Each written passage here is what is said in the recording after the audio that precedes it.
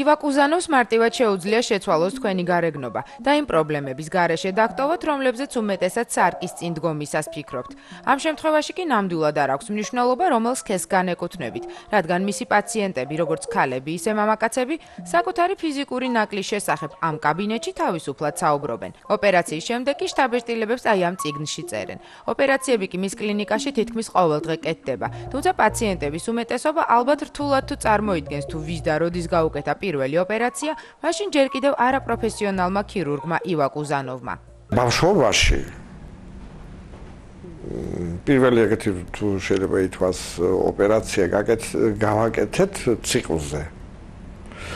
ვიღაცა მესროლა ტირის თოფი და მოვარტყა ფეხში, მოტეხილი ფეხი ჰქონდა და სპიჩკის ღეროები და იმეებით აუდგინეთ ეს მოტეხილი ფეხი. გაიქცა ის და ახლა მე მაგის ბედი უკვე არ ვიცი. ყველაფერი კი ცნობილი მოდელით დაიწყო და განვითარდა. ივაკუზანოვი ექიმების ოჯახში გაიზარდა, სადაც სხვადასხვა ოპერაციის შესახებ საუბრები ხშირად ესმოდა, უმეტესად კი ქირურგი მამისგან. საბოლოოდ ქირურგობა ერთი მნიშვნელოვანი შემთხვევის გამო გადაწყვიტა, რომელმაც მასზე წარმოუდგენლად დიდი შთაბეჭდილება მოახდინა. რუსეთიდან იყო ჩამოსული ცირკი. თელი გვარი კანტახონაკრიმებზე ვარჯიშობდნენ ბაგირზე და ჩამოვარდა ულამაზესი გოგო, ქალიშვილი ოჯახის და დაიმტრა მთლიანად, ეს კი ჩამოვარდა 15 მეტრის სიმაღლიდან. მიიყვანეს ავადმყოფოში, გამოიძახეს მამა ჩემი როგორც მორიგე. მიდიოდა ბრძოლა სიკვდილ სიცოცხლეს შორის და იქით აქეთ გადარჩა ეს გოგო, კარგად გახდა. გავიდა ერთი წელიწადი და მოდის წერილი უკვე ფოტო თავის ფოტოთი ეს ულამაზესი გოგო ისევ ბაგირზეა და ასრულებს თავის ნომერს. სამედიცინოზე მახაჩკალაში ჩააბარა, თუმცა გარკვეული პრაქტიკა მას სტუდენტობამდე ჰქონდა მიღებული. საავადმყოფოში სანიტრად ჯერ კიდევ მე-9 კლასში ყოფნისას მოხდა. მოგვიანებით, კერძოდ კი მეორე კურსიდან უკვე ექთანი იყო. საბოლოოდ დიდ ქირურგიაში გადაინაცვლა. პირველი სერიოზული ოპერაცია კი ისევ სტუდენტობისას გააკეთა. იყო ეგეთი ნოდარ დარჩია მორიგე ექიმი, მამა ჩემი არ მაძლევდა რომ თვითონ გამეკეთებინა ოპერაცია და თავის მორიგეობაზე გამაკეთებინა კუჭის რეზექცია. ეს იყო ჩემთვის, სასწაული პირდაპირ. აი ეს იყო პირველი, რომელიც არასდროს არ დამავიწყდება. მართალია ივაკუზანოვს ზოგადი ქირურგიისთვის ამზადებდნენ თანაც მამის ინიციატივით, თუმცა მან საბოლოოდ მაინც სისხლძარღვთა ქირურგია აერჩია. მიკროქირურგების ჯგუფში მამისგან დამოუკიდებლად მოხვდა თანაც რუსეთში და დღემდე თვლის, რომ ეს მისთვის ყველაზე მნიშვნელოვანი გადაწყვეტილება იყო. ამავე პერიოდში ივაკუზანოვი იმ ჯგუფთან ერთად მუშაობდა, რომელმაც პირველად დაიწყო მაშინ ჯერ კიდევ წარმოუდგენელი ოპერაციების კეთება, ხელის მტევნებისა და თითების აღდგენა. ამის შემდეგ საქართველოში დაბრუნდა და შექმნა ჯგუფი, რომელიც მიკროქირურგიულ ტექნიკას უკვე თბილისში ეუფლებოდა. პირველი თითი მივაკერეთ და ყოფილი საბჭოთა კავშირის მთელ ტერიტორიაზე პირველები მივაკერეთ ბავშვს მივაკერეთ მტევანი მთლიანად. ესე იგი მამუკა, ცნობილი მამუკა იყო, რომელზეც თან ბევრი დაიწერა, მე მოსკოვიდან ჩამოვიდა ეს ჩვენი მასწავლებელი პროფესორი კრილოვი და ეხლანდელი აკადემიის აქჩურინი და მაგათმა დაგვეხმარეს უკვე მეორადი ოპერაციის ჩატარება, რომ მოძრაობა აგვერდგინა მაგ თითებში. ამავე კლინიკაში მოხდა ყველაზე გახმაურებული შემთხვევა. ერთ დღეს სამსახურში მოსულ ივაკუზანოვს კაბინეტში ის პაციენტი დახვდა, რომელმაც მას სქესის შეცვლას თხოვა. თუმცა ასეთი შემთხვევები დღეს მოულოდნელად ნამდვილად აღარ ეჩვენება, რადგან ასეთი ტიპის 4 ოპერაცია უკვე წარმატებით აქვს დასრულებული. რიგში კიდევ 2 მსურველია, რომ არაფერი ვთქვათ იმაზე, რომ კიდევ 10 ამჟამად დაკვირვების ქვეშ იმყოფება.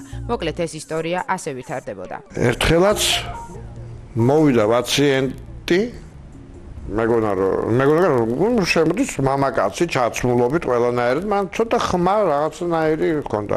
მეუბნება რომ მე 5 წელიწადი მოსკოვში ვიყავი დაკვირვების ქვეშ და გამიკეთეს პირველი ეტაპი ოპერაციის. ვეკითხები რა ოპერაცია გაიკეთეს და მე ჭეშმარიტი ტრანსექსუალი ვარ და გამიკეთეს პირველი ეტაპი, ეს კი მომაცილეს მკერდი და ქალთა ორგანოები.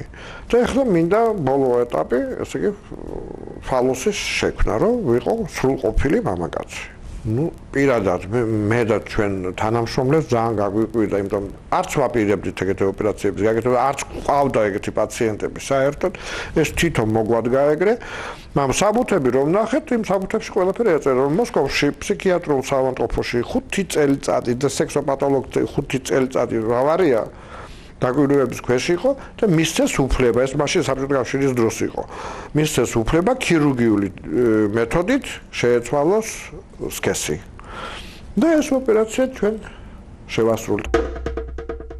ива კუზანოვის პაციენტების სიაში მხოლოდ ქართველები არ ეწერებიან. მასთან ოპერაციისთვის ხშირად სხვადასხვა ქვეყნებიდანაც ჩამოდიან. მართალია ყველას თავისი პრობლემები აქვს, თუმცა ива კუზანოვმა ზუსტად იცის სხეულის რომელი ნაწილის კორექციას ითხოვენ ყველაზე ხშირად ამავე კლინიკის პაციენტები. ყველას აქვს დიდი ცხვირი და პრობლემა აქვს ცხვირთან დაკავშირებით.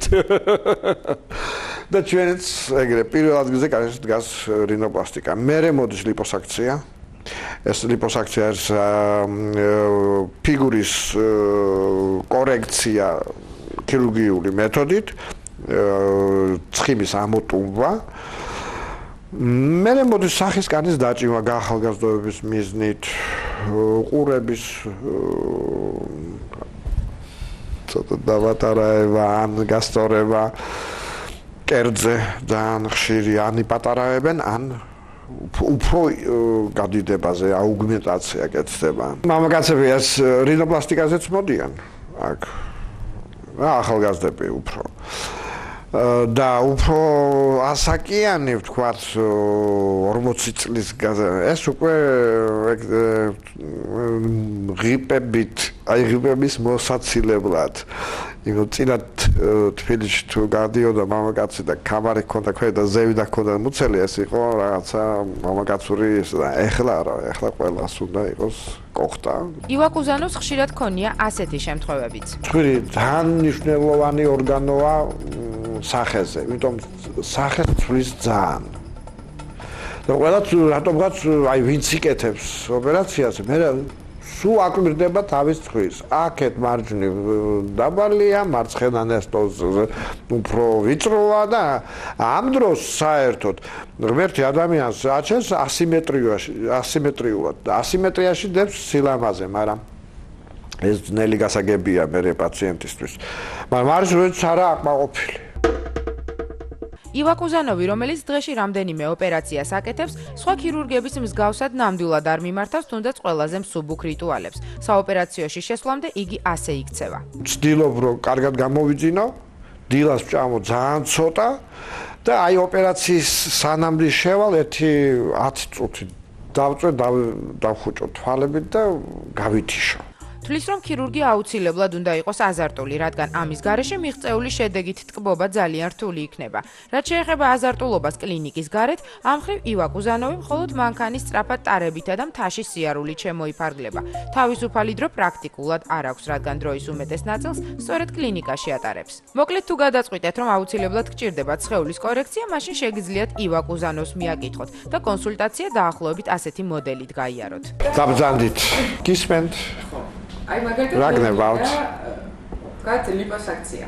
დიახ, რა ადგილების? თეძოებზე. დარწმუნებული ხართ, რომ ეს არის გამოწვეული ზედმეტი ცხიმით? როგორ გითხართ, მაგდენი არის? მაშინ უნდა გაგსინჯოთ. ესე იგი, უნდა გნახოთ. აი გვაქვს ოთახი, სარკეთ, და უნდა გნახოთ. მოემზადეთ. ესეთი რომელიც ყველა ნაკლს აჩვენებს. დიახ, ეს სარკეა, დიახ. ანუ აქ პაციენტი როდესაც შემოდის, აქ პაციენტი ფეხის თითებიდან თმამდენ ყველაფერი ჩანს და ყველა ნაკლი ზუსტად აი აქ ჩდება. იმიტომ ცალკე რო ნახო ვთქვათ თეძოები ან ცალკე რო ნახო მკერდი, ეს ინფორმაციას არ გაძლევს. მთლიანობაში უნდა ნახო. იმიტომ ხო არის პაციენტები, რომელიც ვთქვათ ქვედა ნაწილი უფრო დაბალი აქვს, ზედა ნაწილი უფრო მაღალია. აი ამაში უნდა იმუშაო, რომ მარტო ლიპოსაქცია კი არ კეთდება, კეთდება როგორც ლიპოსაქცია, ეგრევე ლიპოსკულპტურა. მენტალიტეტი ჩვენი ხალხის ამ 10 წელიწადში ისე შეიცვალა, არ ვიცი როგორ იცით. წინათ ქალს როცა შემოვიდოდა ქალი და თქვა ვენები ქონდა და ერყოდი გაიხადეთ ჩულქი რომ ნახო ვაიმე როგორ უნდა გავიხადო მწვენია რაღაცა პრობლემები ქონდა ეხლა რომ მოდიან ქალებიც გოგოებიც და ეუბნები რომ აი თქვა გალიფეა გაქვთ და უნდა გაიხადოთ გაშიშვლდეთ თიან შევძანით ეგრევე შედიან მზართ ავარ იქიდან